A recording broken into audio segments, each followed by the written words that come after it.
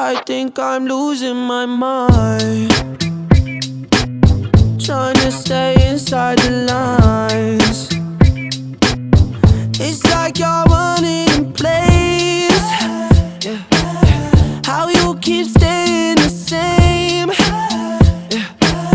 But baby, I get something different, and I'm okay with that. I can't fake no more smiles. That shit gon' drive me mad. I'm focused on the future, don't care about nothing else. I'm better by myself. I'm better by myself. I don't need no.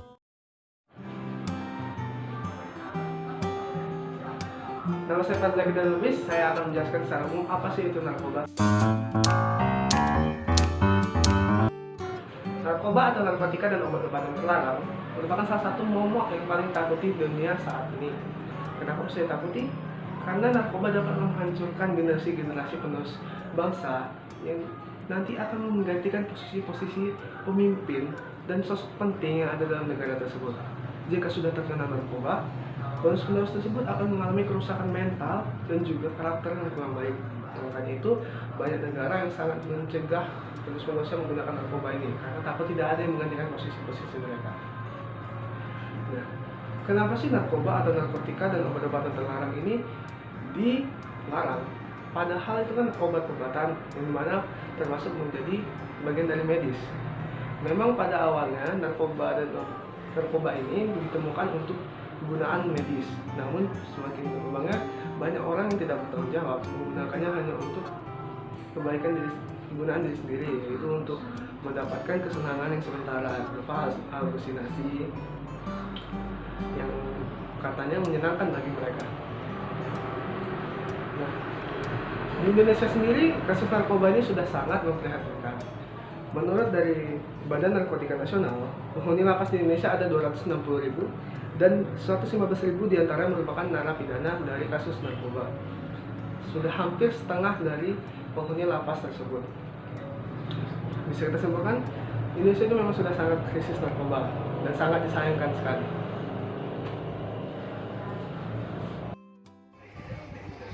Saya akan menjelaskan pengertian narkotika. Dalam Undang-Undang Nomor 35 Tahun 2009 tentang narkotika ditegaskan bahwa narkotika adalah zat atau obat yang berasal dari tanaman atau bukan tanaman, baik sintetis maupun semi-sintetis, yang dapat menyebabkan penurunan atau perubahan kesadaran, hilangnya rasa, mengurangi sampai menghilangkan rasa nyeri, dan dapat menimbulkan ketergantungan. Istilah narkotika yaitu sejenis zat yang apabila dipergunakan akan membawa efek atau pengaruh-pengaruh tertentu kepada tubuh pengguna, yaitu 1. Mempengaruhi kesadaran, 2. Memberikan dorongan yang dapat berpengaruh terhadap perilaku manusia, 3. Yaitu pengaruh-pengaruh dapat berupa penenang, perangsang, dan menimbulkan halusinasi.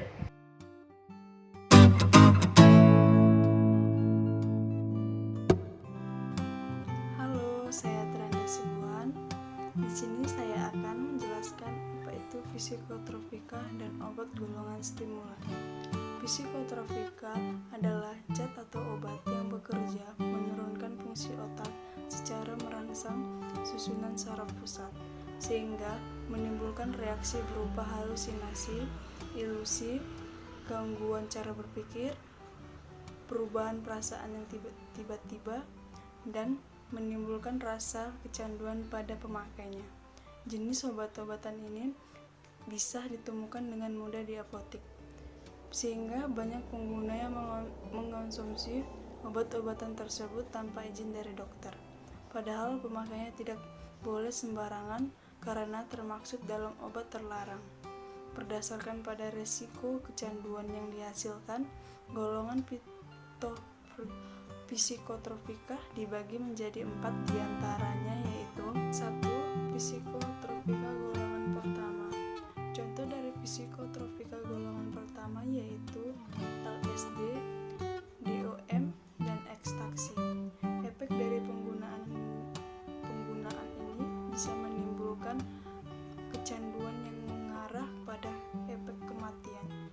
sudah mencapai level parah. 2. Psikotropika golongan 2. Contoh dari psikotropika golongan kedua yaitu sabu, amfetamin, dan penetilin. 3. Psikotropika golongan 3. Contoh dari psikotropika golongan 3 yaitu mogadon dan amorbarbital. Efek kecanduan yang begitu sedang, namun begitu penggunaannya harus sesuai dengan resep dokter agar tidak membahayakan kesehatan. 4. Psikotropika golongan 4. Contoh dari psikotropika golongan 4 yaitu Lexotan, pil koplo, dan obat penenang.